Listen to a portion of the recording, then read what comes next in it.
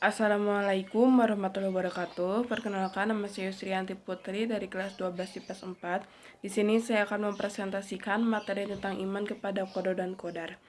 Iman kepada qada dan qadar yaitu percaya dengan sepenuh hati bahwa Allah Subhanahu wa taala telah menentukan segala sesuatu yang akan terjadi pada makhluknya. Jadi kita yakin dengan sepenuh hati bahwa semua itu sudah direncanain sama Allah.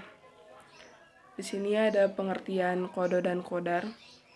Pengertian qada menurut bahasa yaitu hukum, ketetapan, pemberitahuan, penciptaan, perintah, dan kehendak.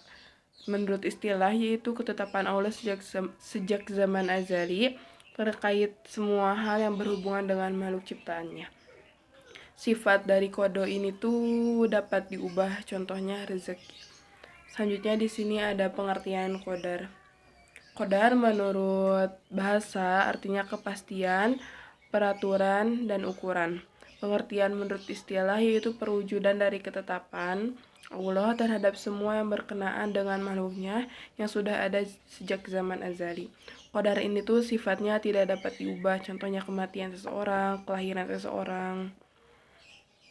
Qadar ini tuh dibagi jadi dua, yaitu ada qadar mubram dan qadar mu'alaq. Qadar mubram yaitu takdir mutlak yang tidak dapat berubah, misalnya kematian, masa tua, dan lain-lain. Allah Subhanahu wa taala berfirman dalam Quran surat Ar-Ra'd surat ke-7 ayat 34 yang artinya, dan setiap umat mempunyai ajal atau batas waktu. Apabila ajalnya tiba, mereka tidak dapat meminta penundaan atau percepatan sesaat pun.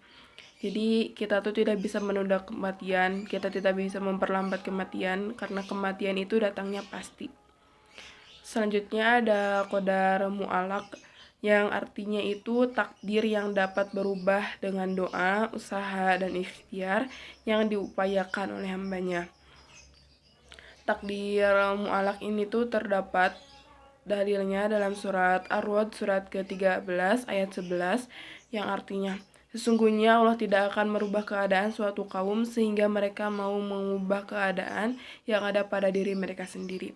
Jadi kita tuh selain Allah telah menentukan, kita juga harus ikhtiar atau melakukan perbuatan-perbuatan agar apa yang kita inginkan itu dapat terwujud. Selanjutnya ini ada dalil tentang qada.